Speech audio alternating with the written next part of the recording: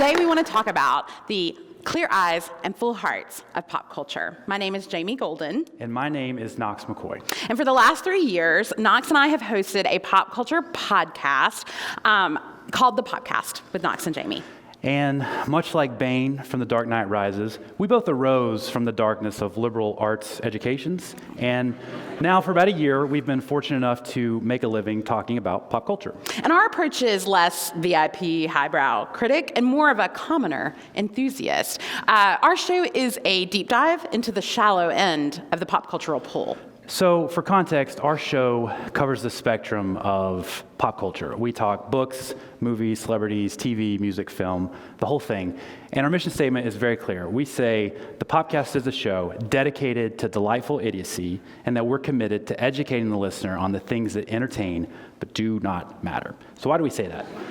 Why do we say that in every episode, right? That's a weird thing to say. Well, largely, we recognize that the active consumption of popular culture, it's not an admirable thing, right? The vibe pop culture gives off is that it's largely superfluous, like cotton candy. Or one of Zac Efron's abs. Yeah. Or Scarlett Johansson, but as an Avenger. Yeah, or most of the Chris's in Hollywood.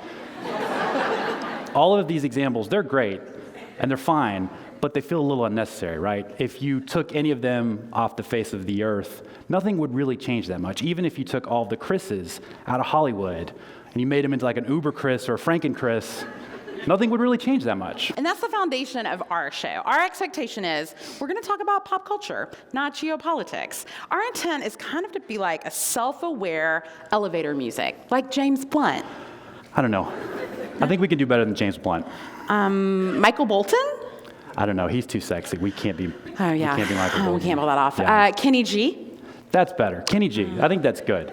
Our goal is to be the conversational Kenny G of our listeners' hearts. So why do we frame our show like Kenny G? Well, the root of this self-deprecation comes from the tone that's normally associated with pop culture. Just, it's like we said, like it's like cotton candy, it doesn't matter. And so we try to lean in to that presumption, so much so that we recently put a scientific study, highly scientific study, into the field, Instagram, and we ask our listeners, when they play word association with the term pop culture, what do they think of? And so they thought of terms, let's show you the results, embarrassed, Cheetos, couch potato, the Kardashians, Us Weekly, Binge, and of course, Daryl Dixon from The Walking Dead. Right, yeah.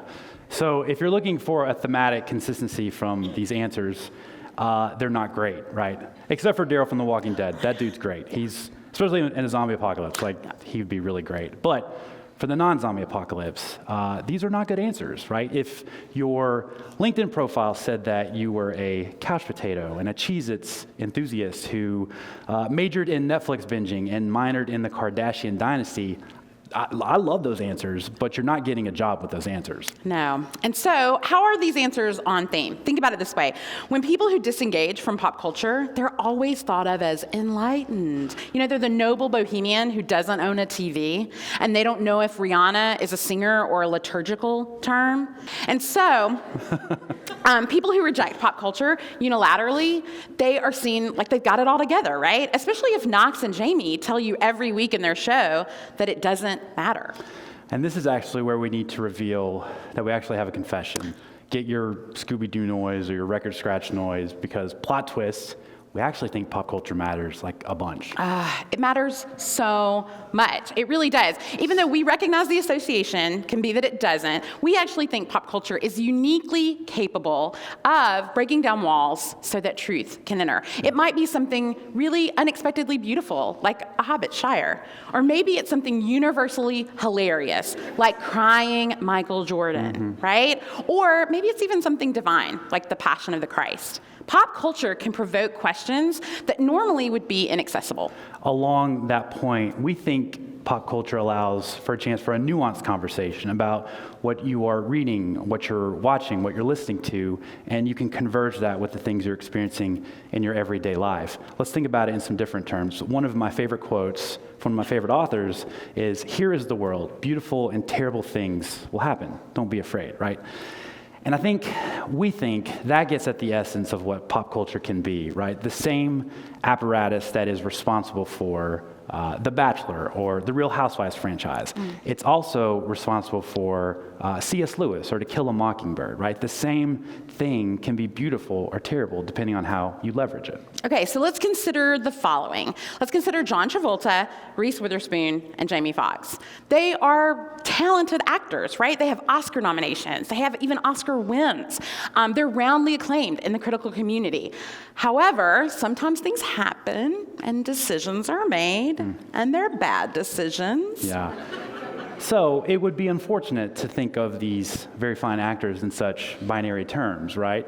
Similarly, we think it would be unfortunate if we thought about pop culture in only negative connotations, because for us, we think there's such an opportunity for positivity. So we want to take a minute and introduce you to the 3 pillars of why we think pop culture matters. Okay, so the first pillar is that it really can define us. And to break this out, let's start just personally with us. So when I was born, my parents named me after comic book and TV superhero Jamie Summers, the Bionic Woman. Now, if you don't know much about Jamie Summers, because you're so young and pretty, right? So Jamie Summers was a professional tennis player who, after an unfortunate skydiving accident, becomes the first female cyborg.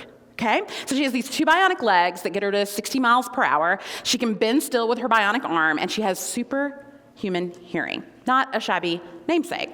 Well, fast forward to 5th grade Jamie. Wow. You know, that teacher described me as bright and comical, but loudly awkward with a hearing problem. All right, that's my Tinder profile, by the way. Christian Mingle. I'm sorry. I'm so sorry. So this girl needed pop culture to kind of sand down the rough edges of who she was so that I could be smart and funny, but without so much of the awkward. So I was fashion forward, like Blossom Russo. I became a great friend, like Natalie Green. I was laid back and whimsical, like Punky Brewster. And I learned to be a good manager of my hearing problem, ADHD, like Jessie Spano. So for me, how it helped define me was, as a kid, I was pretty shy. A lot of that's because I'm introverted, but also because I had an extended adolescence with some buck teeth. If you can take a look there. There's a lot going on, so if you get past the hair and the power pose and the shorts that are really high. So high. You can see some pretty substantial buck teeth there. But anyways, I had a hard time making friends, and I always found myself resonating more with the things I was reading and watching and listening to, and less with the people I was experiencing life with. So when I look back on my childhood, a lot of my most formative experiences were rooted in pop culture. For example, I remember reading the book Sounder, and it being the first thing that just really overwhelmed me and provoked me to like real emotion. And I remember finishing it after bedtime and coming downstairs, and my parents like seeing me sobbing and trying to figure out what was wrong, and I was just like, this book was super sad. I don't know what to say. I remember listening to Stephen Curtis Chapman and Jeff Moore in the Distance albums millions of times, writing those lyrics on my heart and being like, I should saddle up my horses. I do have a trail to blaze. Yeah. This is a great adventure. It really is.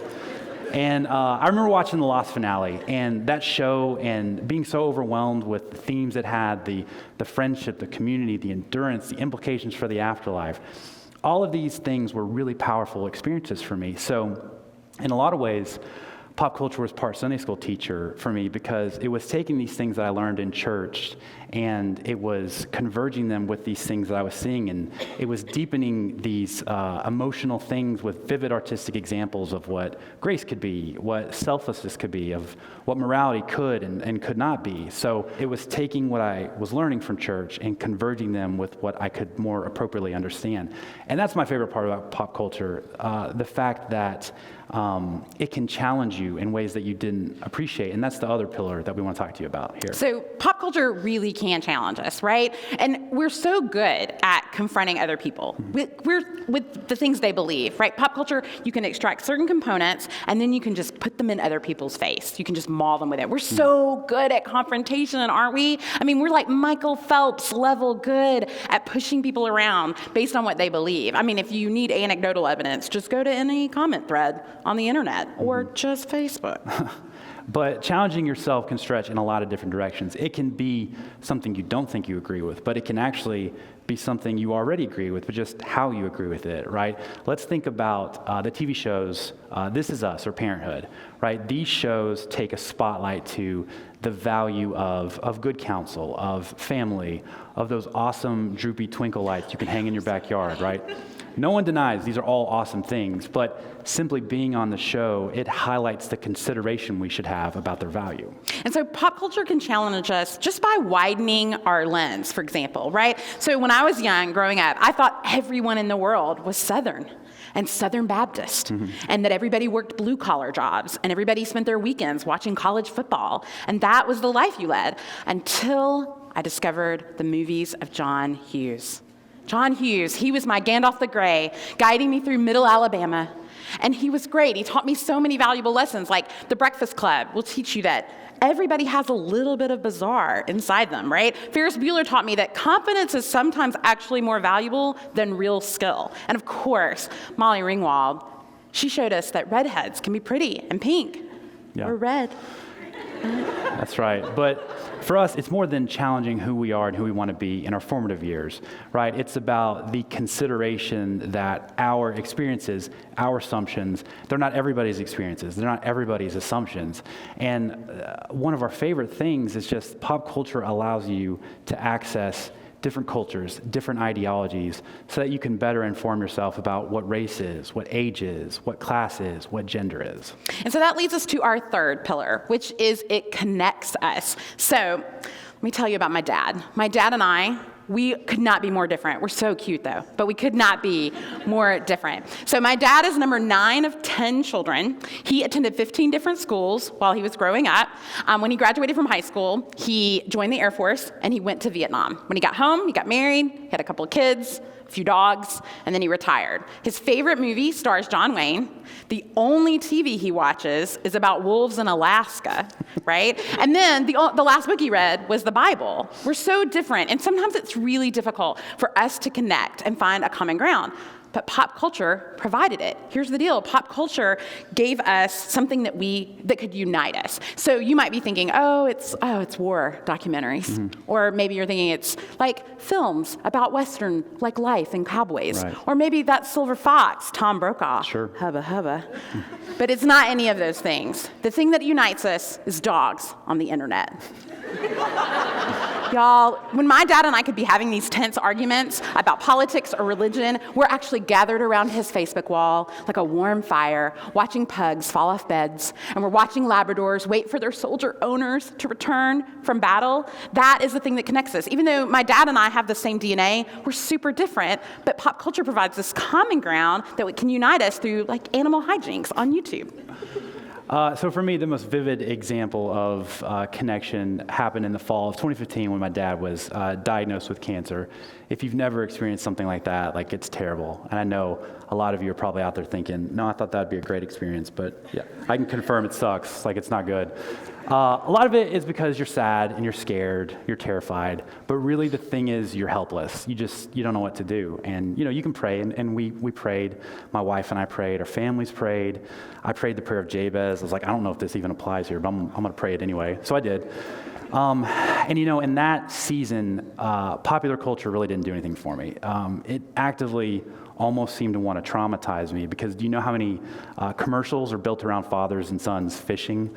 And do you know how many movies came out that year that were like tinged with father-son relationships? It felt like all of them. So I couldn't really find relief in anything about pop culture, but the one place I could find relief was in the community of listeners that had developed around our show, just to be able to connect and engage and converse about things we were seeing and things we were watching. That was a great distraction in a season where I really needed distraction. And I think that's the one thing pop culture really doesn't get that much credit for. Its ability to create community just out of nothing.